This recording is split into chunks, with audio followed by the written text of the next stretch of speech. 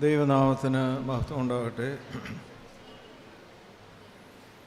നമ്മുടെ മഹത്തല മാർത്തോമാ ഇടവകയുടെ 123 ഇടവക ദിന സ്തോത്ര ശുശ്രൂഷയിലാണ് നാം എല്ലാവരും ഇപ്പോൾ പങ്കെടുത്തുകൊണ്ടിരിക്കുന്നത്. 65 നമ്മുടെ വിദ്യാർത്ഥിനികൾ ഇന്ന് ആദ്യമായി വിശുദ്ധ കുർബാന സ്വീകരിച്ച ദിവസമാണ്. അങ്ങനെ എല്ലാം കൊണ്ടും വളരെ സന്തോഷമുള്ള ഒരു സമയമാണ്.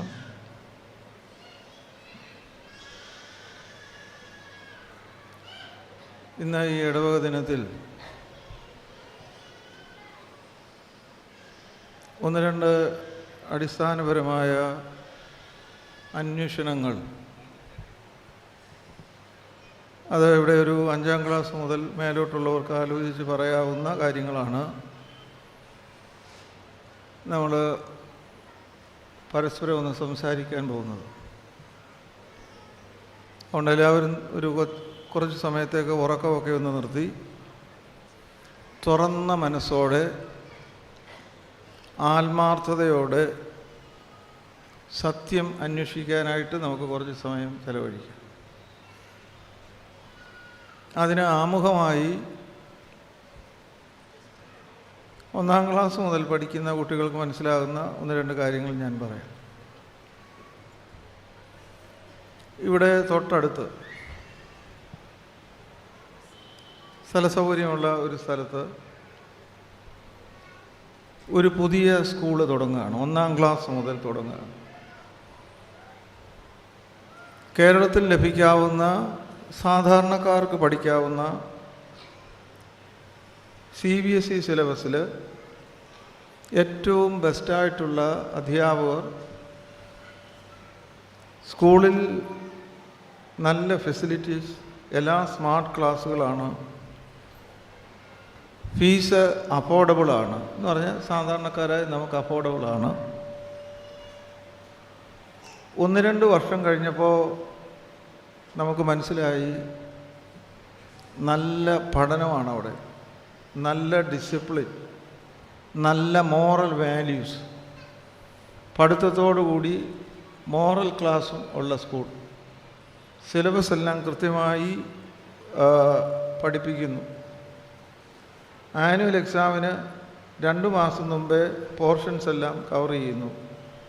2 പ്രാവശ്യം റിവിഷൻ. എല്ലാ ക്ലാസ്സിലും എല്ലാ കുട്ടികൾക്കും നല്ല മാർക്ക്. നമ്മുടെ കുട്ടികൾ പോയിക്കൊണ്ടിരിക്കുന്നത് അതിൻ്റെ ഭാഗമായി പോയിക്കൊണ്ടിരിക്കുന്നത് സ്ഥിരമായി നമ്മൾ വിട്ടുകൊണ്ടിരിക്കുന്ന സ്കൂളാണ്. അവിടെ പഠിപ്പിക്കുന്നുണ്ട്, കാര്യമായ റിവിഷനില്ല, ഫെസിലിറ്റീസ് കുറവ്, എല്ലാത്തിനും കൂടെ ഒരു സ്മാർട്ട് ക്ലാസ്സേ ഉള്ളൂ, 25 കുട്ടികൾക്ക് ഒരു കമ്പ്യൂട്ടറേ ഉള്ളൂ, മറ്റേടത്ത് 25 കുട്ടികൾക്ക് 25 കമ്പ്യൂട്ടറുണ്ട് ഓരോ ക്ലാസ്സിൽ. അപ്പോൾ നിങ്ങളുടെ കുട്ടികളെ ഇപ്പോൾ പഠിച്ചുകൊണ്ടിരിക്കുന്ന സ്കൂളിൽ നിന്ന് അതിനേക്കാൾ ഫീസ് കുറവുള്ളതും മെച്ചമായതും നിങ്ങളുടെ കുട്ടിക്ക് ഭാവിക്ക് കുറച്ചുകൂടി ശോഭനമായതുമായ പുതിയ സ്കൂളിലേക്ക് നിങ്ങളുടെ കുട്ടിയെ മാറ്റാൻ നിങ്ങൾ ആലോചിക്കുമോ ഇല്ലയോ? നിങ്ങൾ ഇതിനൊന്നും സമയം വേണ്ടല്ലോ, ആലോചിക്കുമോ ഇല്ലയോ? ഇല്ല, ആലോചിക്കും.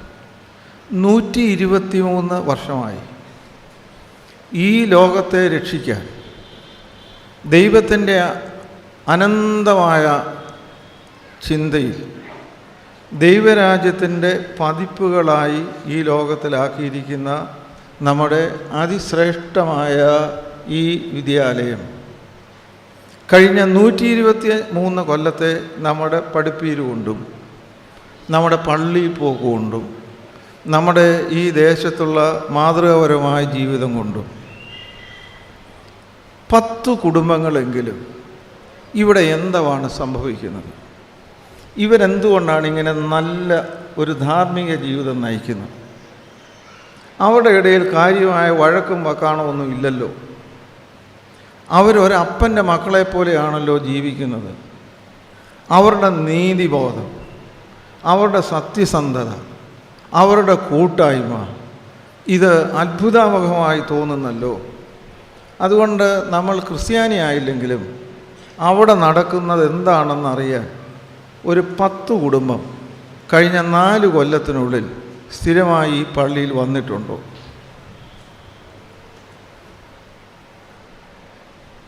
കേൾക്കാമോ പറയുന്നേ? ഇല്ല. വന്നിട്ടുണ്ടോ? ഒന്നിലുണ്ടോ അല്ലെങ്കിൽ ഇല്ല. അപ്പോൾ നിങ്ങൾ മുമ്പേ എന്നോട് സമ്മതിച്ചു, നിങ്ങളെ പഠിപ്പിച്ചുകൊണ്ടിരിക്കുന്ന ആ സ്കൂളിൽ നിന്ന് നിങ്ങളുടെ കുട്ടികളെ മെച്ചമായ ഒരു ഓപ്ഷൻ വന്നപ്പോൾ അങ്ങോട്ട് മാറ്റി TC വാങ്ങിച്ചു പോകാൻ നിങ്ങൾ ആഗ്രഹിക്കുന്നുവെങ്കിൽ നമ്മുടെ പള്ളിയിൽ നിന്ന് TC വാങ്ങിച്ചുകൊണ്ട് പോകണോ, അതോ ഈ പുതിയ സ്കൂളിലേക്ക് പുതിയ TCയുമായിട്ട് ആളുകൾ വരണോ? അവിടെ ആ ജനലിൽ ചാരിയിരിക്കുന്ന ഒരു മഹതി നല്ല മിടുക്കിയ കണ്ടനൊക്കെ വരണോ വേണ്ടായോ? സ്നേഹിതരെ, അതിഗൗരവമായി നമ്മൾ ഈ ചോദ്യത്തിന് ഉത്തരം പറഞ്ഞില്ലെങ്കിൽ വല്ലാത്ത കുഴപ്പമുണ്ടാവും. അപ്പോൾ നമ്മൾ ഗൗരവമായി എടുക്കേണ്ടുന്ന കാര്യങ്ങൾ പലതും മാതൃകാപരമായി ഇവിടെ സംഭവിക്കാത്തത് കൊണ്ടുകൂടി, ഇവിടെ എന്ന് പറഞ്ഞാൽ ഈ പള്ളിയുടെ കാര്യം മാത്രമല്ല, നമ്മൾ പൊതുവായിട്ട് സംസാരിക്കുകയാണ്. ഓരോ ഇടവകയും ദൈവരാജ്യത്തിൻ്റെ പതിപ്പുകളായിട്ടാണ് ദൈവം ആക്കിയിരിക്കുന്നത്. അത് നമ്മൾ സമ്മതിച്ചാലും ഇല്ലെങ്കിലും അങ്ങനെയാണ്. കാരണം ഈ ഇടവക അല്ലെങ്കിൽ ഈ പള്ളി, ഈ മന്ദിരം ദൈവത്തിൻ്റെ ശരീരമാണ്. ദൈവത്തിൻ്റെ ശരീരമാകുന്ന ഈ ദൈവരാജ്യത്തിൻ്റെ പ്രതീകമായിരിക്കുന്ന നമ്മുടെ ഇടവകയിൽ ദൈവരാജ്യം എന്നത് ഭക്ഷണവും പാനീയവും അല്ല. നീതി, സമാധാനം, പരിശുദ്ധാത്മാവിൽ സന്തോഷമാണ്. നീതി എന്ന് പറയുന്നത് ഒരു സമൂഹത്തിലെ ഏറ്റവും വീക്കായിട്ടുള്ള എന്ന് പറഞ്ഞാൽ എങ്ങനെയാണ് പറയുന്നത്, അല്ലെങ്കിൽ ഒരു വലിയ ചങ്ങലയിൽ എല്ലാ കണ്ണികളും അതിനകത്ത് ഒരു കണ്ണി വീക്കായാൽ ചങ്ങല പൊട്ടും, അങ്ങനെ പൊട്ടും. അപ്പോൾ നീതി എന്ന് പറയുന്നത് ഒരു സമൂഹത്തിലെ ഏറ്റവും അവഗണിക്കപ്പെടുന്ന ആളിന് ലഭിക്കുന്ന പരിഗണനയാണ്. ഒരിടവകയിലെ ഏറ്റവും അവസാനത്തെ ആളിനും നീതി കിട്ടുമ്പോഴാണ് ഇടവക ദൈവരാജ്യത്തിൻ്റെ പ്രതീകമാകുന്നത്. ഇവിടെയുള്ള 200, ഇനി നിങ്ങൾ ഉത്തരവൊക്കെ പറഞ്ഞ് സഹായിക്കണം, 268 കുടുംബങ്ങളും 669, സൗകര്യാർത്ഥം 660 പറയാനൊരു എളുപ്പമുണ്ടല്ലോ. വചനം കീഴോട്ട് പോകാൻ ഇഷ്ടമില്ല. 670 കുടുംബങ്ങൾ. എല്ലാവർക്കും ഇവിടെ നീതി കിട്ടുന്നു എന്നുള്ള കൃത്യമായ ബോധ്യം കാണുമോ ഇല്ലയോ?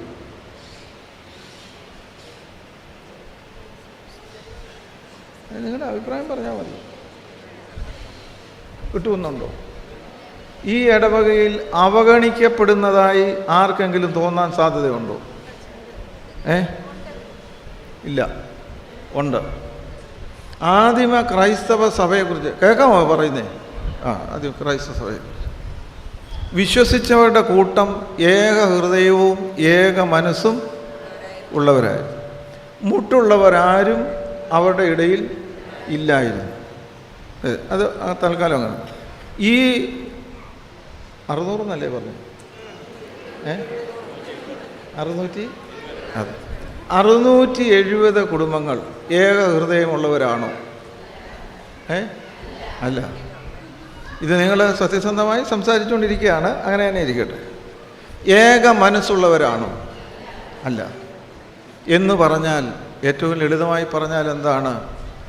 ഒരു കർത്താവിൻ്റെ ശരീരമാകുന്ന ഈ ഇടവകയിൽ അതിൻ്റെ സിലബസിൽ ഒന്നും പഠിപ്പിക്കുന്നില്ല എന്നാണ് അതിൻ്റെ അർത്ഥം. അല്ലെങ്കിൽ അത് പഠിപ്പിക്കുന്നു, അത് തോന്നിയതുപോലെ കേട്ടുപോകുന്നു എന്നാണ് അതിൻ്റെ അർത്ഥം. ദൈവജനമേ, നമ്മൾ നിസ്സാരമായി ഒരു ഇടവകയെ കാണരുത്. ഒരിടവയെ കാണരുത്. വലിപ്പച്ചെറുപ്പങ്ങൾ ഉള്ള ഇത് ഞാനിനി ഒന്നുകൂടെ അവസാനിപ്പിക്കുമ്പോൾ അത് നിങ്ങൾക്ക് കൃത്യമായിട്ട് മനസ്സിലാവും. അതുകൊണ്ട് നമ്മളെക്കുറിച്ചുള്ള ദൈവഹിതം എന്താണെന്ന് വേദപുസ്തകത്തിൽ എഴുതിയിരിക്കുന്നത്, നിങ്ങളോ തൻ്റെ അന്ധകാരത്തിൽ നിന്ന് തൻ്റെ അത്ഭുത പ്രകാശത്തിലേക്ക് വിളിച്ചവൻ്റെ സൽഗുണങ്ങളെ ഘോഷിക്കുവാൻ തക്കവണ്ണം തെരഞ്ഞെടുക്കപ്പെട്ടവരാണ്, രാജകീയ പുരോഹിത വംശങ്ങളാണ്. We are chosen people. ഒരു ക്ലാസ്സിൽ തന്നെ അല്ലെങ്കിൽ ഒരു സ്കൂളിലെ ചില കുട്ടികളെ അല്ലെങ്കിൽ ഒരു കൃത്യമായി ചില സ്റ്റാൻഡേർഡ് വെച്ച് അവരെ മറ്റ് സ്കൂളുകളിൽ അല്ലെങ്കിൽ മറ്റ് യൂണിവേഴ്സിറ്റിയിൽ ഇവർ പോയി പഠിക്കാൻ അനുവദിക്കും.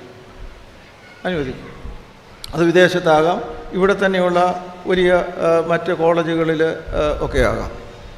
അപ്പോൾ ആ സെലക്ട് ചെയ്യപ്പെടുന്ന കുട്ടികൾ അവരെവിടെ എത്തുന്നുവോ അവിടുത്തെ സ്റ്റാൻഡേർഡ് കീപ്പ് ചെയ്യത്തക്കവണ്ണമുള്ള കഴിവുള്ള കുട്ടികളായിരിക്കും.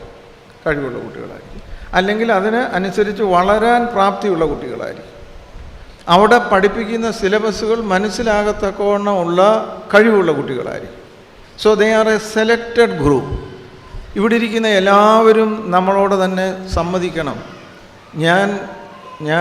ഞങ്ങൾ ഓരോരുത്തരും ദൈവരാജ്യം എന്താണെന്ന് ഈ ലോകത്തെ പഠിപ്പിക്കുവാൻ തക്കവണ്ണം ദൈവം തിരഞ്ഞെടുത്ത് കഴിവുള്ളവരാക്കി തീർത്തിരിക്കുന്ന ആളുകളാണ്.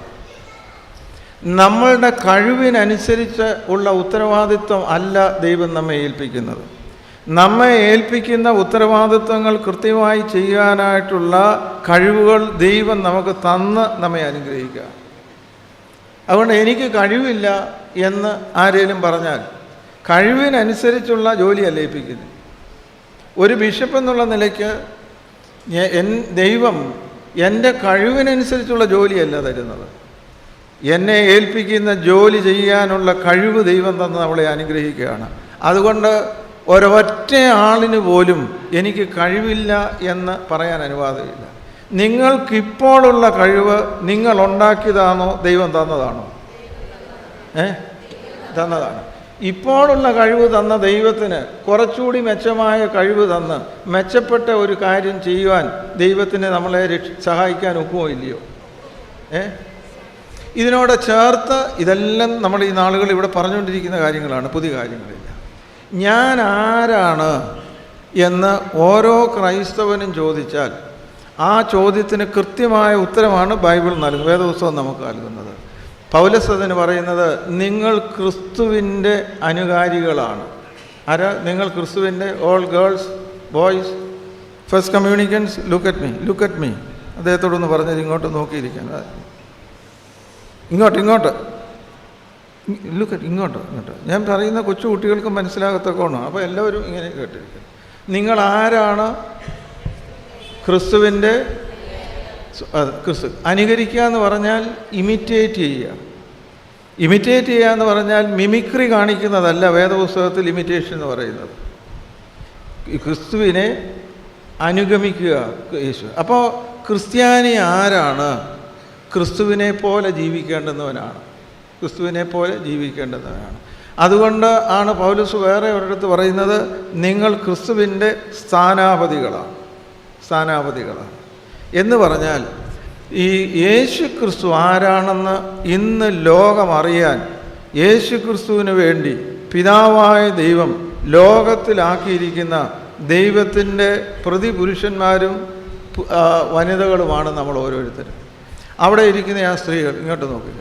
നിങ്ങൾ കഴിഞ്ഞ ഒരു മാസമായിട്ട് നടക്കുന്ന വഴികൾ ഉണ്ടല്ലോ, നിങ്ങളെക്കുറിച്ച് ആരെങ്കിലും കഴിഞ്ഞ 5 കൊല്ലത്തിനുള്ളിൽ ഈ സ്ത്രീ യേശു ക്രിസ്തുവിൻ്റെ റെപ്രസെൻറ്റേഷനായിട്ട് ഇവിടെ ഈ ദേശത്തുള്ളതാണ് പറഞ്ഞിട്ടുണ്ടോ?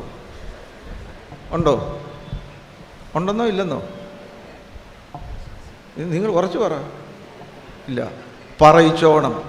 യേശു ക്രിസ്തുവിൻ്റെ പ്രത്യക്ഷങ്ങളായി യേശു ക്രിസ്തു ഇന്ന് നമ്മുടെ കൂടെ ഉണ്ടോ ഇല്ലയോ? യേശു ക്രിസ്തു ഈ ശരീരത്തിൽ നമ്മുടെ കൂടെ ഉണ്ടോ ഇല്ലയോ? എന്തൊന്ന് കാണിച്ച് ചോദിച്ചേച്ച് മനസ്സിലാക്കി ഉത്തരം പറയണം. യേശു ക്രിസ്തു ഇങ്ങനെ ഒരു ശരീരത്തിൽ നമ്മുടെ കൂടെ ഉണ്ടോ? ഇല്ല. യേശു ക്രിസ്തു നമ്മുടെ കൂടെ ഉണ്ടെന്ന് പറഞ്ഞാൽ കാണിക്കുക. യേശു ക്രിസ്തു മരിച്ച് ഉയർത്തെഴുന്നേറ്റ് സ്വർഗത്തിൽ പിതാവായ ദൈവത്തിൻ്റെ വലതുഭാഗത്ത്. നിങ്ങൾ വേദപുസ്തകത്തിൽ വിശ്വസിക്കുന്നവരാണോ? അല്ല, ഉറച്ചു പറയണം. പുരുഷന്മാർ, നിങ്ങൾ ദൈവത്തിൽ വിശ്വസിക്കുന്നുണ്ടോ? സെക്രട്ടറി വിശ്വസിക്കുന്നുണ്ടോ? ഉണ്ടോ ഇല്ലയോ? ഉണ്ട്.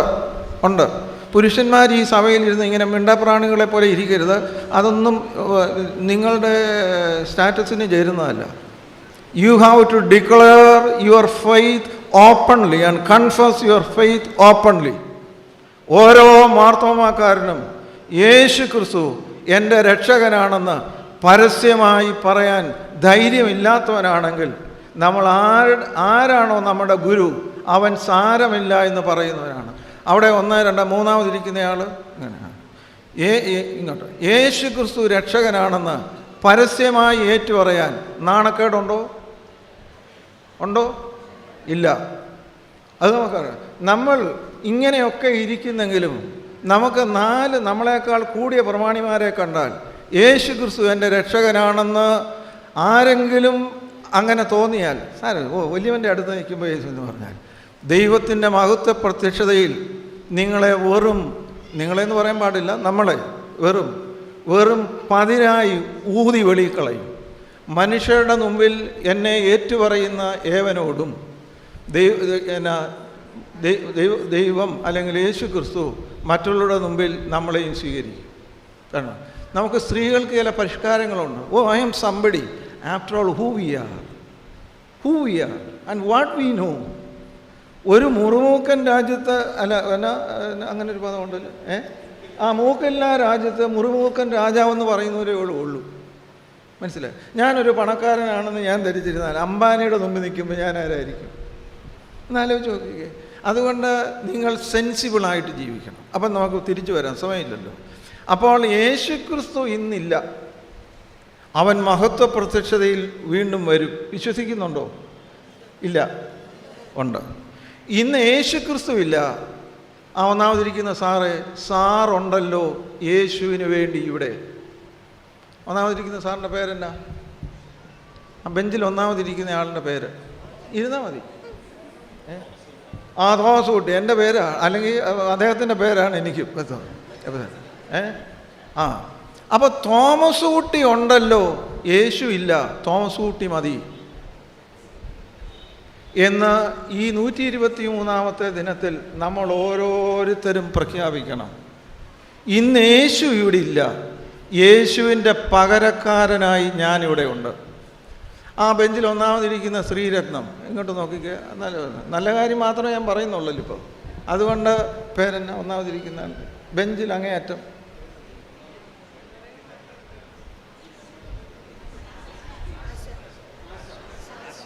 ആശയം തന്നെയല്ലേ പേര്? യേശു ക്രിസ്തുവില്ല, ആശയുണ്ട്. യേശുവിൻ്റെ പകരക്കാരിയായി മരണം വരെ ഇനി മറക്കരുത്. മറക്കരുത്. ഇവിടെ ഇരിക്കുന്ന ഓരോരുത്തരോടും ദൈവജനമേ, എനിക്ക് പറയാനായിട്ടുള്ളത്, യേശുവിൻ്റെ പകരക്കാരിയായി ഞാനിവിടെ ഉണ്ട്.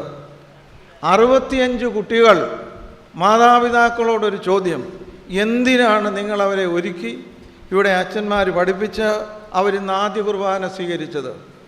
അവർ പരസ്യമായി ഈ സമൂഹത്തോട് പറയുകയാണ്, യേശു ക്രിസ്തുവിൻ്റെ പകരക്കാരനും പകരക്കാരിയുമായി ദൈവം ഞങ്ങളിലൂടെ ലോകത്തെ അയച്ച ഈ കുട്ടികളെ ഞങ്ങൾ ഈ പൊതുസമൂഹത്തിന് ദൈവനാമത്തിൽ പ്രതിഷ്ഠിക്കുന്നു എന്നാണ് നിങ്ങൾ പറഞ്ഞത്. ഇവിടെ ഈ കൊയറിൽ ആദ്യം ബെഞ്ചിലിരിക്കുന്ന ആളുകൾ, ഞാൻ പറയുന്നത് ശരിയോ തെറ്റോ?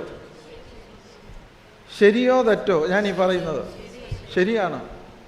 നിങ്ങൾക്ക് ഒരു വൈഷമ്യം ഇത് ഉറച്ചു പറ, ശരിയാണോ തെറ്റാണോ എന്നുള്ളത്. അതുകൊണ്ട് ഇനി ഒരു ചോദ്യം കൂടെ ചോദിക്കും. ഈ 670 കുടുംബങ്ങൾ മൊഹത്തല ദേശത്ത് അല്ലെങ്കിൽ ഈ ചുറ്റുപാടുകളിൽ യേശു ക്രിസ്തുവിൻ്റെ പകരക്കാരനും പകരക്കാരിയുമായി ജീവിച്ചാൽ ഇത് ദൈവരാജ്യത്തിൻ്റെ അടയാളമായ സ്ഥലമാണെന്ന് ഈ ദേശവാസികൾ പറയുമോ ഇല്ലയോ? പറയും. അങ്ങനെ പറഞ്ഞിരുന്നെങ്കിൽ ഈ ഇടവകയിൽ എത്ര ആളുകൾ കൂടിയിരുന്നേനെ. നിങ്ങൾ അടുത്ത ഭാഗം, ഈ ഭാഗം അവിടെ നിൽക്കട്ടെ. ഒന്നാമതിരിക്കുന്ന വനിത, ഈ കണ്ണാടി പേര് മുമ്പേ ഒന്ന് ചോദിച്ചതാണ്, ഒന്നുകൂടെ ഒന്ന് പറഞ്ഞേര്. കൊച്ചുമോളോട് ഞാനൊരു ചോദ്യം എല്ലാവർക്കും വേണ്ടി ചോദിക്കുകയാണ്, മുമ്പിലിരിക്കുന്നത് കൊണ്ട് ചോദിക്കുകയാണ്. കൊച്ചുമോൾ ഒരു 110 വയസ്സ് വരെ ജീവിക്കുന്നു എന്ന് വിചാരിക്കുക, അത്രയും പോരായോ? ഇനി അത് കേട്ടപ്പോൾ ഇവർക്ക് അസൂയ, ഞങ്ങൾക്ക് നോക്കുമോ? 110 വയസ്സ് വരെ യേശു ക്രിസ്തുവിൻ്റെ പകരക്കാരിയായി ജീവിച്ച് ഒരൊറ്റ ആത്മാവിനെ പോലും ആ വിശ്വാസത്തിലേക്ക് കൊണ്ടുവരാതെ നമ്മൾ 110ാമത്തെ വയസ്സിൽ നമ്മുടെ കണ്ണടഞ്ഞാൽ അതിനെക്കുറിച്ച് നിങ്ങൾ ചിന്തിച്ചിട്ടുണ്ടോ? ഇവിടെ ഗായക സംഘക്കാർ പാടുന്ന പാട്ടുകളിലൊന്ന് പ്രസിദ്ധമായ പാട്ടാണ്, നിങ്ങൾ കേട്ടാൽ മതി. ഇതൊരാൾ, ഇപ്പം ഞാൻ കൊച്ചുമോളോട് ചോദിച്ചത് കൊണ്ട് ബാക്കിയുള്ളവർ രക്ഷപ്പെട്. ഇവിടെ ഇരിക്കുന്ന മുഴുവൻ ഞാൻ പറയുന്ന കേൾക്കുന്ന സ്ത്രീ രത്നങ്ങൾ, മുഴുവൻ സ്ത്രീകളും നിങ്ങളോടെല്ലാവരോടുമാണ്. നിങ്ങളുടെ പ്രായത്തിനനുസരിച്ച് നമ്മൾ ജീവിച്ചിട്ട് ഒരൊറ്റ ആളിനെയെങ്കിലും നമ്മൾ വിശ്വസിക്കുന്ന വിശ്വാസം എന്തെന്ന് സ്വീകരിച്ച് നമ്മൾ അവരെ രക്ഷയുടെ അനുഭവത്തിൽ ക്രിസ്ത്യാനിയാക്കുക എന്നുള്ള ആശയം മാത്രമേ കാണൂ. നമ്മൾ പ്രധാനമായി പാടുന്ന പാട്ടുകൾ വന്ന 302 എടുക്കണ്ടായിരുന്നു. 302 വെറും കൈയായി ഞാൻ ചെല്ലുമോ രക്ഷകൻ മുമ്പിൽ നിൽപ്പാൻ, ഒരു ദേഹി പോലുമില്ലാതെ എങ്ങനെ വണങ്ങും ഞാൻ. മാർത്തോമാ സഭയുടെ അംഗങ്ങളെ, ഒരു ബിഷപ്പായ ഞാൻ എന്നോട് തന്നെ ചോദിക്കണ്ടേ, ബിഷപ്പ് താൻ 45 കൊല്ലമായി ഈ സഭയിൽ സുവിശേഷ വേല ചെയ്യുന്നു, 10-15 വർഷമായി നീ ഒരു ബിഷപ്പാണ്, നിൻ്റെ ജീവിതം കൊണ്ടും ഉപദേശം കൊണ്ടും ഒറ്റയാളിനെയെങ്കിലും ദൈവബോധത്തിലേക്ക് കൊണ്ടുവരുവാൻ എനിക്ക് സാധിക്കുന്നില്ല എങ്കിൽ ഈ പാട്ടിന് മുമ്പിൽ ഞാൻ നെറുങ്ങലിച്ചു പോകണ്ടേ? ഒറ്റ ദേഹി പോലുമില്ലാതെ എങ്ങനെ ഇരിക്കും? ഇവിടെ ഇരിക്കുന്ന 3 അച്ഛന്മാർ, അവരെത്ര പ്രഗത്ഭരാണെങ്കിലും അതിമിടുക്കരാണെങ്കിലും അവരുടെ ആയുസ്സിലൊരു 40 വർഷം ഈ സഭയിൽ ശുശ്രൂഷ ചെയ്ത് മടങ്ങുമ്പോൾ ഒരൊറ്റ ദേഹിയെ പോലും അവർ വിശ്വസിച്ച് പ്രഖ്യാപിച്ച് പ്രസംഗിക്കുന്നതായ യേശുവിനെക്കുറിച്ച് അതിലേക്ക് ആകർഷിക്കാൻ ഒത്തില്ല എങ്കിൽ വലിയ വില നമ്മൾ കൊടുക്കേണ്ടതില്ലേ? നമ്മൾ സത്യസന്ധമായി കാര്യങ്ങളെ നോക്കണം. നമ്മുടെ സഭയിൽ ആരെങ്കിലും ഈ സുവിശേഷത്തിലേക്ക് വന്നിട്ടുണ്ടെങ്കിൽ അത് ബഹുഭൂരിപക്ഷം ഇവിടുത്തെ സാധാരണക്കാരായ ആളുകളും സാധാരണക്കാരായ ഉപദേശിമാരും ഈ മിഷൻ ഫീൽഡുകളിലും വടക്കേ ഇന്ത്യയിലും കേരളത്തിൻ്റെ വടക്കൻ മേഖലകളിലും അവരുടെ ജീവിതം കൊണ്ടും സാക്ഷ്യം കൊണ്ടും പ്രാർത്ഥന കൊണ്ടും നേടിയെടുത്തവരാണ്. നേടിയെടുത്തതിനെ തപ്പിപ്പിടിച്ചു പോകുന്നതല്ല സുവിശേഷ വേല. ആ വലിയ പാപികളിൽ ഞാൻ ഒന്നാമനാണ്. ഇങ്ങനെ നിങ്ങളോട് പ്രഘോഷിക്കുകയാണ്, നിങ്ങളോട് വലിയ വീരവാദങ്ങൾ അടിക്കുകയാണ്. നിങ്ങൾ തിരിച്ചെന്നോട് ചോദിക്കുന്നു, ബിഷപ്പേ നീ നേടിയ കുറച്ച് ആളുകളെ കൊണ്ടുപോവാ. ഗലീല കടൽക്കരയിൽ യേശു തമ്പുരാൻ ശിഷ്യന്മാരോട് പറഞ്ഞു, നിങ്ങൾ പിടിച്ചത് ചിലത് കൊണ്ടുപോവാ. ഒന്നും പിടിച്ചില്ലായിരുന്നു. പിന്നെ യേശു അവരെ ശിഷ്യരാക്കി. അവരൊരുപാട് ആടുകളെ പിടിച്ചു. മുഖത്തിലക്കാരെ, മാർത്തോമാ സഭയെ, ഈ ഭദ്രാസനത്തിലെ അംഗങ്ങളെ, നമ്മൾ എന്തെല്ലാം കാര്യങ്ങൾ പറഞ്ഞാലും വ്യക്തി ജീവിതത്തെ നമ്മൾ കുറച്ചുകൂടി ഗൗരവമായി എടുക്കണം. അതുകൊണ്ട് ഈ 123ാമത്തെ വർഷം ഇവിടെ ഇരിക്കുന്ന എല്ലാവരോടും എന്നോടും നമുക്ക് പറയാം, ക്രിസ്തുവിൻ്റെ പകരക്കാരനും പകരക്കാരിയുമായി ജീവിക്കാൻ വിളിക്കപ്പെട്ടിരിക്കുന്ന നമ്മൾ അതിന് ആനുപാതികമായി നമ്മൾ ജീവിക്കാതെ വന്നാൽ അത് ദൈവം നമ്മളിൽ നിന്ന് പ്രതീക്ഷിക്കുന്നില്ല എന്ന് എങ്കിലും നമ്മുടെ മനസ്സിലേക്ക് കൊണ്ടുവരണം. നിങ്ങൾ ഓരോരുത്തരോടും ദൈവം ചോദിക്കാൻ പോകുന്ന ചോദ്യം എന്നോട് പേര് വിളിച്ചിട്ട്, കൊച്ചുമോളെ, വലിയ മകളെ, അങ്ങനെ വിളിച്ചിട്ട്, ആശേ, ശോശേ, മറിയാമേ, നിനക്ക് 98 വയസ്സുണ്ടല്ലോ, ഈ ആയുസ്സിലൂടെ നീ എത്ര പേരോട് എൻ്റെ സ്നേഹത്തെക്കുറിച്ച് പറഞ്ഞു? ഇങ്ങനൊരു ചോദ്യത്തിന് സാധ്യതയുണ്ടോ? അതുകൊണ്ട് ഇവിടെ ഇരിക്കുന്നൊരു സാധ്യതയുണ്ടോ? ഇല്ല, ഉണ്ട്. ഈ ചോദ്യമേ ഉള്ളൂ പ്രധാനമായിട്ടുള്ളത്. ഞാൻ സത്യസന്ധമായി നിങ്ങളോട് ചോദിക്കുക, തുറന്ന ഒരു വർത്തമാനമാണല്ലോ ഇത്, നമ്മൾ വലിയ പ്രസംഗമായിട്ടൊന്നും എടുക്കണ്ട. അങ്ങനെയൊക്കെ സത്യമായും നമ്മൾ ഗൗരവമായി ചിന്തിക്കുന്നുണ്ടോ? എൻ്റെ ആയുസ്സിൽ ദൈവമേ, ഇത്രയും നാളായി എൻ്റെ ഔദ്യോഗിക ജീവിതത്തിൽ, എൻ്റെ കുടുംബ ജീവിതത്തിൽ എൻ്റെ നെയ്ബർഹുഡിൽ ഞാൻ എത്ര പേരെ എൻ്റെ ജീവിതം കൊണ്ട് സുവിശേഷത്താൽ, ആ സുവിശേഷത്തിൻ്റെ വലിയ സുഗന്ധത്താൽ ഞാൻ ക്രിസ്തുവിൻ്റെ ഒരു സുഗന്ധമായി ജീവിച്ച് അവരെ ആ സൗരഭ്യത്തിലേക്ക് കൊണ്ടുവരാൻ സാധിച്ചിട്ടുണ്ട് അല്ലെങ്കിൽ ഉണ്ടോ എന്ന് നമ്മൾ ചിന്തിക്കാറുണ്ടോ? ആ രണ്ടാമത്തെ ബെഞ്ചിൽ രണ്ടാമതിരിക്കുന്നയാൾ ചിന്തിച്ചിട്ടുണ്ടോ? എന്നാ ഉണ്ടെന്നോ ഇല്ലെന്നോ ചിന്തിക്കണം. ബാക്കി എല്ലാ ചിന്തകളും നമ്മുടെ ശ്വാസം നിൽക്കുമ്പോൾ തീരും. ആ ശ്വാസത്തിന് അപ്പുറമുള്ള ആശ്വാസം എന്നുള്ളൊരു പദം ഈ അച്ഛൻ ഉപയോഗിച്ചല്ലോ. അത് ഈ ഭൗതിക ലോകത്തിന് അപ്പുറത്ത് കൊണ്ടുപോകുന്നതാണ്. സാറ് ഇനി മുതലുള്ള 1 വർഷം കൊണ്ട് ഒരാളിനെയെങ്കിലും കർത്താവിൻ്റെ സ്നേഹത്തെക്കുറിച്ച് പറഞ്ഞ് തൻ്റെ പാതയിൽ കൊണ്ടുവരണം. നമ്മുടെ ബർണബാസ് തിരുമേനിയുടെ സഹോദരൻ്റെ പേര് EJ ജോർജ് എന്നാണ്. നിങ്ങളൊക്കെ ഒരു പക്ഷേ അദ്ദേഹത്തെ കണ്ടിരിക്കും. അച്ഛൻ മരിച്ചുപോയി. അച്ഛൻ ഒരു മെത്രാൻ്റെ കയ്യിലാണ്, എൻ്റെ കയ്യിലും പിടിച്ചിട്ടുണ്ട്. ഒരച്ഛൻ്റെ കയ്യിൽ പിടിച്ചാൽ അച്ഛൻ ഒറ്റ വാക്കേ പറയാനുള്ളൂ: സുവിശേഷം. ഇവിടെ ഇരിക്കുന്ന സ്ത്രീകളെ, നിങ്ങൾ മുമ്പിലിരിക്കുന്നതാണ്. നിങ്ങളൊരു കൂട്ടുകാരുടെ കയ്യിൽ പിടിച്ച് കഴിഞ്ഞ 3 മാസത്തിനുള്ളിൽ എനിക്ക് നിന്നോടൊരു സുവിശേഷം പറയാനുണ്ട് എന്ന് പറഞ്ഞ സ്ത്രീകൾ ഉണ്ടാകണ്ടേ? നിങ്ങളുടെ ഫോണിലൂടെ നിങ്ങൾ സംസാരിച്ച കഴിഞ്ഞ 3 ആഴ്ചയ്ക്കുള്ളിൽ സംസാരിച്ച്, ഫോണിൽ നമ്മൾ ഉപയോഗിക്കുമല്ലോ, വാട്സാപ്പിൽ മെസ്സേജ് ഇട്ട, വാട്സാപ്പ് ഫോർവേഡ് ചെയ്ത നിങ്ങളുടെ 30 മണിക്കൂറിൽ എത്ര മണിക്കൂർ യേശു ക്രിസ്തുവിൻ്റെ സ്നേഹത്തെക്കുറിച്ച് നിങ്ങൾ പറഞ്ഞു?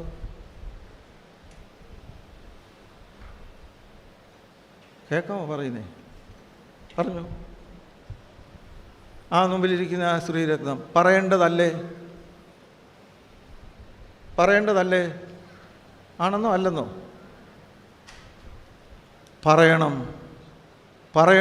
എല്ലാവരും, ഈ കൊയറിലിരിക്കുന്ന ആളുകൾ, നിങ്ങൾ കഴിഞ്ഞ 3 മാസത്തിനുള്ളിൽ യേശു ക്രിസ്തുവിൻ്റെ സ്നേഹത്തെക്കുറിച്ച് ആരോടെങ്കിലും നിങ്ങളുടെ ഒരു കൂട്ടുകാരോട് സംസാരിച്ചിട്ടുണ്ടോ? യേശു എനിക്ക് നല്ലവൻ എന്ന് നിങ്ങൾ പറഞ്ഞിട്ടുണ്ടോ? പറഞ്ഞിട്ടുണ്ടാകാം, ഇല്ലെന്ന് സ്ഥാപിക്കാനല്ല. ഞാൻ കൊയറിലെ അംഗമാണ്. എനിക്ക് നല്ല സ്വരം ദൈവം തന്നിട്ടുണ്ട്. ദൈവമേ, എൻ്റെ സ്വരം ഇത്രയും നല്ലതാണെങ്കിൽ എല്ലാ സ്വരങ്ങളുടെയും സ്വരമായ നിൻ്റെ സ്വരം എത്ര മധുരമായിരിക്കും യേശുവേ, ആ സ്വരത്തിനായി ഞാൻ നിന്നെ സ്തുതിക്കുന്നു എന്ന് നമ്മൾ പറഞ്ഞിട്ടുണ്ടോ? സത്യമായും വീണ്ടും ഞാൻ ഈ കുട്ടികളോട് സംസാരിച്ചപ്പോൾ നിങ്ങളോട് പറഞ്ഞതുപോലെ ഇതൊന്നും കുറ്റപ്പെടുത്തലായി നിങ്ങൾ എടുക്കരുത്. സത്യത്തിൽ ഇതൊക്കെ ഉള്ളൂ നമുക്ക് ചോദ്യം. നമ്മൾ ചോദിക്കേണ്ടുന്ന ചോദ്യങ്ങൾ ചോദിക്കാതെ, പറയേണ്ടുന്ന കാര്യങ്ങൾ പറയാതെ, അയൽവക്കക്കാരോട് സംസാരിക്കേണ്ട കാര്യങ്ങൾ സംസാരിക്കാതെ, നമ്മൾ അതിനപ്പുറമായ ആവശ്യമില്ലാത്ത കാര്യങ്ങളിൽ അതുകൊണ്ട് ഓരോ ആളുകളും നമ്മൾ ഓരോരുത്തരും ശ്രദ്ധിക്കേണ്ടുന്ന കാര്യം, എൻ്റെ സമയം ഞാൻ എന്തിനൊക്കെ ഉപയോഗിക്കുന്നു? യേശു ക്രിസ്തുവിൻ്റെ സ്നേഹത്തെക്കുറിച്ചും അവൻ്റെ, ഞാൻ മുമ്പേ പറഞ്ഞ വാക്കണ്ണ, നമ്മൾ ഓരോരുത്തരും ക്രിസ്തുവിൻ്റെ പകരക്കാരാണ്. എല്ലാവരും ഈ ഒറ്റ വാക്കാണ് 123-ാം ഇടവ ദിനത്തിൽ എനിക്ക് പറയാനുള്ളത്. ഇതല്ലാതെ എനിക്കെന്ത് പറയാനാണുള്ളത്? ഇതല്ലാതെ ഞാൻ എന്ത് പറയണം? ഇതല്ലാതെ ദൈവം എന്നിൽ നിന്ന് എന്ത് പ്രതീക്ഷിക്കുന്നു? അതുകൊണ്ട് നിങ്ങൾക്ക് ഇഷ്ടപ്പെട്ടാലും ഇഷ്ടപ്പെട്ടില്ലെങ്കിലും ഈ ഗൗരവമായ ചോദ്യം നമുക്ക് ചോദിക്കേണ്ടതായിട്ടുണ്ട്. അങ്ങനെ ചോദിച്ചാൽ നമുക്ക് വലിയ കാര്യങ്ങൾ. അതുകൊണ്ട് ഇവിടെ ഇരിക്കുന്ന നമുക്കും നമ്മളുടെ മക്കളോടും നമുക്ക് പറയണം: യേശുവേ, നീ എന്നെ ഉപയോഗിക്കണമേ. മദർ തെരേസ പറയുന്നുണ്ട്, ഞാൻ ദൈവത്തിൻ്റെ കരങ്ങളിലെ ഒരു പെൻസിലാണ്. I am a pencil. All the first communicants listen me the statement which is easy for every one to understand. Mother Teresa said, I am a pencil in the hands of God. ഞാൻ ദൈവത്തിൻ്റെ കരങ്ങളിലെ boys. ഇപ്പം എന്നാ പറഞ്ഞത്? ഇപ്പം ഞാൻ പറഞ്ഞത്, mother Teresa പറഞ്ഞത് എന്താ പറഞ്ഞത്?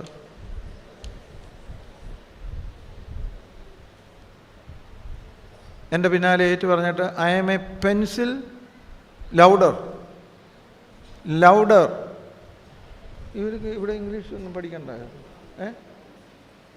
Repeat after me in a louder voice. I am a pencil. Little more louder. I am a pencil in the hands of God. ഞാൻ പറഞ്ഞ് എന്താ ഇപ്പം ഇവർ പറഞ്ഞ എന്താന്ന് പറഞ്ഞ് ഉറച്ച്, I am a pencil in the hands of God. അപ്പോൾ പെൻസിൽ സ്വയമായിട്ട് എഴുതുന്നില്ല. പെൻസിൽ എപ്പോഴും പിടിക്കുന്ന ഒരു കരമുണ്ട്. എന്നാ ഇപ്പം പറഞ്ഞ പുറയിലിരിക്കുന്ന കണ്ണാടിക്കാരൻ ഇപ്പുറത്ത് ഇപ്പം എന്താ ഞാൻ പറഞ്ഞത്? ഇങ്ങോട്ട് ഇവിടെ അങ്ങോട്ട് നോക്കുന്ന ആൾ. ഇപ്പം ഞാൻ എന്താ പറഞ്ഞത്? ഇപ്പം എന്താ പറഞ്ഞത്? അത് പറഞ്ഞിട്ട് അങ്ങനെ അന്നേരത്തേക്ക് ഇങ്ങോട്ടും കണ്ട് തിരിഞ്ഞു പോയി. മനസ്സിലായോ? അതുകൊണ്ട് പെൻസിൽ തനിയെ എഴുതുന്നില്ല. പെൻസിൽ എഴുതണമെങ്കിൽ ഒരാൾ, ദൈവത്തിൻ്റെ കയ്യിലെ പെൻസിൽ ഞാനാണെങ്കിൽ ആരെഴുതണം? ആരാണിത് പിടിച്ചേക്കുന്നത്? ദൈവം. ദൈവം എഴുതാൻ അനുവദിക്കണം. ഇവിടെ ഇരിക്കുന്ന സ്ത്രീജനങ്ങളെ, അമ്മമാർ, നിങ്ങളോട് ഞാൻ പറയട്ടെ, നിങ്ങളുടെയും നിങ്ങളുടെ മക്കളെയും കരങ്ങളിൽ ദൈവം പിടിച്ചിരിക്കുന്നു എന്ന് നിങ്ങൾ ഉറപ്പാക്കണം. ആ മുമ്പിലത്തെ ബെഞ്ചിൽ രണ്ടാമതിരിക്കുന്ന ശ്രീരത്നം, എത്ര മക്കളുണ്ട്? ആ മക്കളെ ദൈവം പിടിക്കുന്ന പെൻസിലുകളാക്കി മാറ്റണം. മാർത്തോമാ സഭയിൽ അവരിലൂടെ ലോകത്തിൽ വലിയ വിപ്ലവം സാധിക്കും. ആ ഒന്നാമതിരിക്കുന്ന ആളിന് എത്ര മക്കളുണ്ട്? കല്യാണം കഴിച്ചില്ല ഉണ്ടെന്നോ ഇല്ലെന്നോ? ഇല്ലെങ്കിൽ അത് വിട്ടാര്. സ്വന്തം കൈ ദൈവം എഴുതാൻ അനുവദിച്ചാൽ, ഇപ്പോൾ നമ്മൾ ഈ വാട്സാപ്പിലൊക്കെ എഴുതുന്നതിനകത്ത് ദൈവം നമ്മുടെ കരങ്ങളെ പിടിക്കാൻ അനുവദിച്ചാൽ നമ്മൾ എഴുതുന്നതെല്ലാം എഴുതാൻ ഒക്കുമോ? ഒന്നിൽ ഒക്കുമോ അല്ലെങ്കിൽ ഇല്ല? ഒക്കുമോ ഇല്ലയോ? അല്ല, എനിക്ക് ചിലപ്പോൾ ഞാൻ പറയുന്നതിൻ്റെ മനസ്സിലാകാത്തതിൻ്റെ ചിലപ്പോൾ ഒരു കുഴപ്പമായിരിക്കും. അല്ല, നിങ്ങൾ are you following what I am saying? ദൈവം നമ്മുടെ കയ്യിൽ പിടിച്ചാൽ ഇന്ന് നമ്മൾ എഴുതുന്നതെല്ലാം നമുക്ക് എഴുതാൻ ഒക്കുമെന്നാ ചോദ്യം. എന്നാ നിങ്ങൾ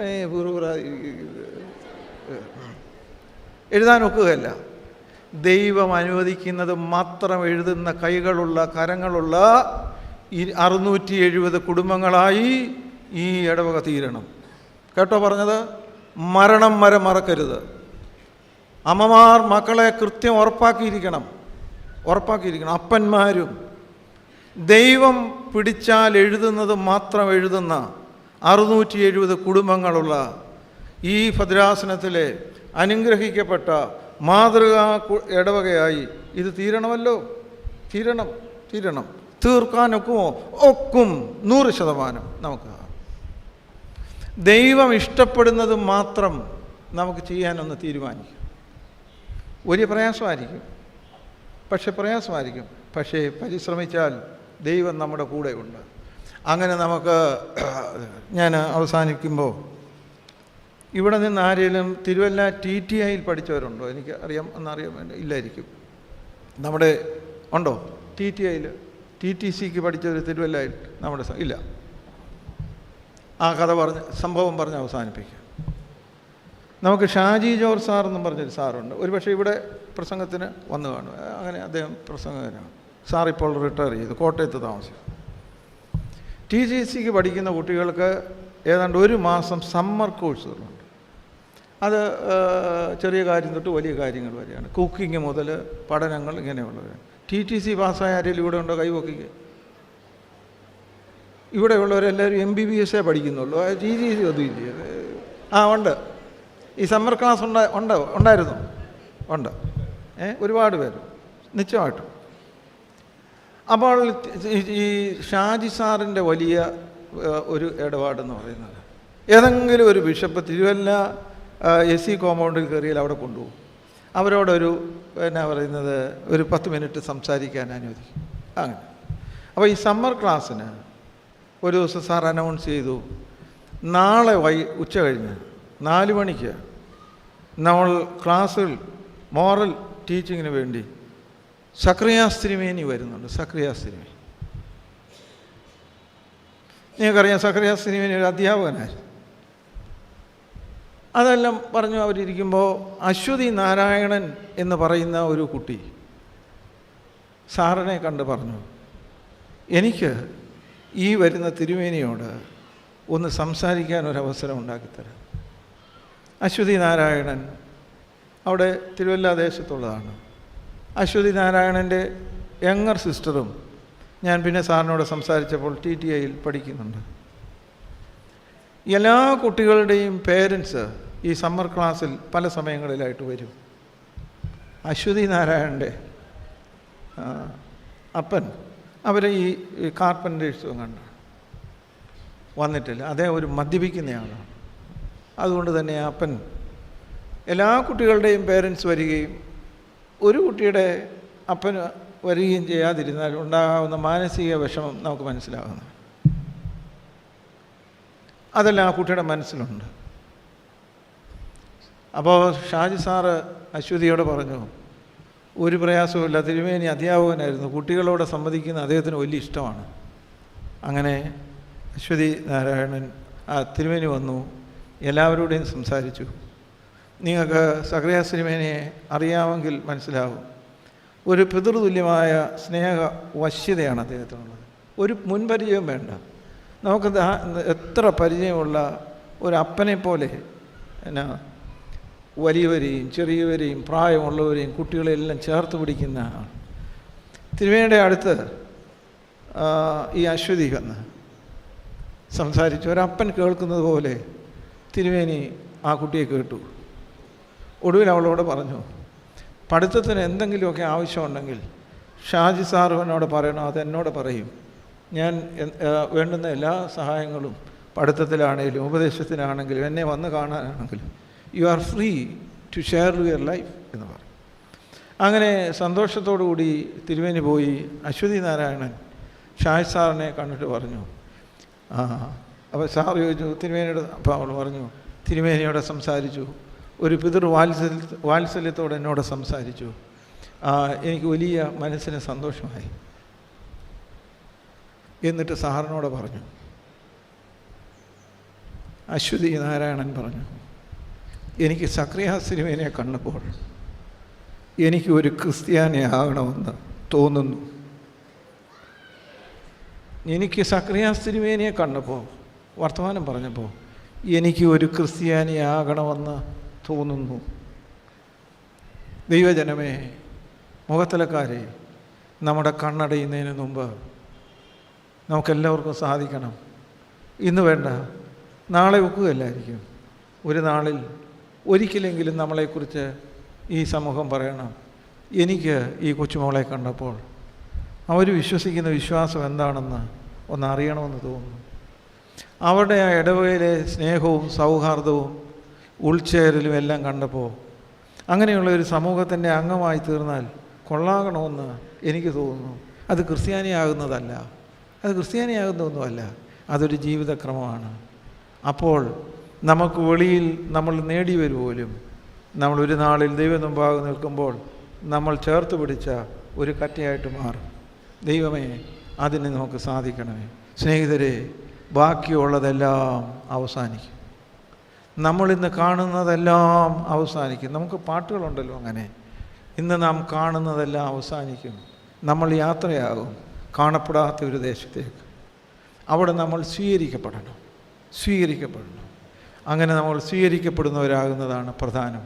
ഒരു നാളിൽ വിശ്വാസികളായ നമ്മളെ സംബന്ധിച്ചിടത്തോളം നമ്മൾ ഇവിടെ എങ്ങനെ ജീവിച്ചു എന്നുള്ളതിനേക്കാൾ അവിടെ നമ്മളെങ്ങനെ സ്വീകരിക്കപ്പെടുന്നു എന്നുള്ളതാണ്. ദൈവം കൈ നീട്ടിയാൽ നമ്മൾ രക്ഷപ്പെട്ടു. ദൈവം കൈവലിച്ചാൽ പാലം വലിച്ചതുപോലെയാകും. നമ്മൾ അഗാധ ഗർത്തത്തിലാകും. നമ്മുടെ തലകളെ വണക്കാം. ഒരു നിമിഷം മൗനമായി നമുക്ക് പ്രാർത്ഥിക്കാം. ദൈവമേ, ഞങ്ങൾക്ക് എന്താണ് വേണ്ടുന്നത്? ഞങ്ങൾ ആഗ്രഹിക്കുന്നതെല്ലാം സാധിച്ചു തരാനുള്ള ഒരു മാന്ത്രിക കുടുക്കയാണോ ദൈവം? അതോ ദൈവം ആഗ്രഹിക്കുന്നത് ചെയ്യുവാനുള്ള ശക്തി തരുന്ന ഞങ്ങളുടെ രക്ഷകനും ഞങ്ങളുടെ സംരക്ഷകനും ഞങ്ങളെ സമൃദ്ധമായ ജീവനിലേക്ക് നയിക്കുന്നവനുമാണോ? ഞങ്ങൾ വല്ലാതെ തെറ്റിയ വഴിയെ, തെറ്റിയ ദിശയിലേക്ക് യാത്ര ചെയ്യുന്നവരാണോ? ഞങ്ങൾ ഗൗരവമായി കാണേണ്ട ഏറ്റവും ലളിതമായ ചോദ്യങ്ങളുടെ മുമ്പിൽ പോലും ഞങ്ങൾ ഇന്ന് പകച്ചു നിൽക്കുകയാണല്ലോ. ഞങ്ങളുടെ കരത്തിൽ കരം നൽകിയവനായ കർത്താവ് പിടിച്ചുള്ള എഴുത്തുകളാണോ? ഞങ്ങളുടെ ചിന്തയിൽ ദൈവം സ്പർശിച്ച വിശുദ്ധമായ ചിന്തകളാണോ? ഞങ്ങളുടെ കാലുകൾ യേശു തമ്പുരാൻ നടന്ന വഴിയിലൂടെയാണോ നടക്കുന്നത്? ഞങ്ങളുടെ സംസാരം യേശുവിൻ്റെ സംസാരത്തെ പോലെ സൗഖ്യമാക്കുന്നതും മുറിവുണക്കുന്നതും ചേർത്ത് പിടിക്കുന്നതും വിനയത്തോടും സ്നേഹത്തോടും ആർദ്രതയോടും കൂടി സംസാരിക്കുന്ന സ്വരങ്ങളാണോ? പലപ്പോഴും അത് കഴിയാതെ വന്നിട്ടുണ്ട്. എങ്കിലും ഈ നോയമ്പിൻ്റെ നാളുകളിൽ അവിടുന്ന് ഞങ്ങളെ ഓർമ്മിപ്പിക്കുന്നത് അവിടുന്ന് ഒരിക്കലും ഞങ്ങളെ കൈവിടുന്ന ദൈവമല്ല, ഇമ്മാനുവേലായ ദൈവമാണ്. ഈ 50 ദിവസത്തെ ഞങ്ങളുടെ നോയമ്പിൽ ഞങ്ങൾ ഹൃദയം നൊന്ത് അങ്ങയോട് പ്രാർത്ഥിക്കട്ടെ. ദൈവമേ, നീ എന്നെ അവിടുത്തെ പകരക്കാരനാക്കി ലോകത്തിലാക്കിയിരിക്കുന്നു. ഒരു ക്രിസ്ത്യാനി എന്നുള്ള നിലയ്ക്ക് എനിക്ക് വേറെ ഒരു വഴിയും എടുക്കാനില്ല, നിൻ്റെ വഴി മാത്രമേ ഉള്ളൂ. ഞങ്ങളുടെ വീടുകളിൽ കുറച്ചുകൂടി ഗൗരവമായി ദൈവ സംസാരം ഉണ്ടാകട്ടെ. ഞങ്ങൾ ചെയ്യുന്ന കർമ്മങ്ങളെല്ലാം മർമ്മങ്ങളായി മാറുവാനുള്ള ദൈവിക പരിജ്ഞാനം തരണമെന്ന് പ്രാർത്ഥിക്കും. 123 വർഷം ഈ ദേശത്ത് ഞങ്ങൾ അങ്ങയുടെ പകരക്കാരായണകയും ഈ പുതിയ സിലബസിൽ ചേരാനായിട്ട് ആരും അന്വേഷിക്കുന്നില്ലല്ലോ. ഞങ്ങളുടെ പ്രായത്തിനനുസരിച്ച് ഞങ്ങൾ ക്രിസ്തുവിൻ്റെ പകരക്കാരായണകയും എന്തുകൊണ്ടാണ് ഞങ്ങൾ പകരക്കാരാണ് എന്ന് പറയാതെ പോകുന്നത്? എവിടെയോ കുഴപ്പമുണ്ടല്ലോ. അശ്വതി നാരായണൻ എന്ന് പറഞ്ഞ് ജീവിതത്തിലേറെ സംഘർഷങ്ങളുണ്ടായിരുന്ന ഒരു കുട്ടി, ഭാഗ്യസ്മരണാർഹനായ സക്രിയാസ് തിരുമേനിയോട് നിമിഷങ്ങൾ മാത്രം സംസാരിച്ചപ്പോൾ എനിക്കും സക്രിയാസ് തിരുമേനിയെ കണ്ടപ്പോൾ ക്രിസ്ത്യാനിയാകണം എന്ന് തോന്നുന്നു. എന്തേ ബിഷപ്പേ, നിന്നെ കണ്ടണൊക്കെ ആരും അങ്ങനെ പറയാത്ത? ഇവിടെ ഇരിക്കുന്ന ഒരുപാട് ആളുകളിൽ അങ്ങനെ പറയുന്ന ഉണ്ടാകും. എന്നാൽ ഞങ്ങളെല്ലാവരും ഒരു പ്രാവശ്യം കൂടി സമർപ്പിക്കുകയാണ്. ഞങ്ങൾ ഈ പാട്ട് ഒരു നാളിൽ പാടേണ്ടി വരുമ്പോൾ, വെറും കൈയായി ഞാൻ ചെല്ലുമോ രക്ഷകൻ്റെ സന്നിധിയിൽ നിൽപ്പാൻ? ഒറ്റ ദേഹി പോലുമില്ലാതെ എങ്ങനെ ഞാൻ നിൻ്റെ മുഖം കാണും? കർത്താവേ, ഈ പാട്ടുകളൊക്കെ ഭക്തന്മാർ എഴുതിയത് പാടിത്തിമിർക്കാനല്ല, പാടി പാടി അത് ഞങ്ങളുടെ ജീവിതമാക്കുന്നതിനാണ്. 123-ാമത്തെ വർഷം ഞങ്ങളുടെ ഇടവകയിൽ വലിയ മാറ്റങ്ങളുണ്ടാകണം. ഇത് ദൈവരാജ്യത്തിൻ്റെ അടയാളമാണ്. വരാൻ പോകുന്ന ദൈവരാജ്യം എങ്ങനെ ഇരിക്കുമെന്ന് ഈ പൊതുസമൂഹത്തിന് ഇന്നറിയാനുള്ള ഏകമായ മാർഗം ഞങ്ങളുടെ ഇടവകളാണ്. എന്നാൽ അത് ദൈവരാജ്യത്തിൻ്റെ പാർപ്പുകളാണ്, മുന്നാസ്വാദനങ്ങളാണ്, ഫോർട്ടേസ്റ്റ് ഓഫ് ദ കിങ്ഡം. ആ വലിയ ലക്ഷ്യത്തോടും ബോധ്യത്തോടും ഉറപ്പോടും കൂടി തുടർന്നുള്ള നാളുകളിൽ സമർപ്പണത്തോടെ ജീവിക്കുവാൻ ഞങ്ങളെ സമർപ്പിക്കുന്നു എന്ന് നമുക്ക് പറയുകയും ചെയ്യാം. യേശു മിശിഹാ മൂലം ഞങ്ങളുടെ പ്രാർത്ഥന കേൾക്കണമേ. ആമേൻ.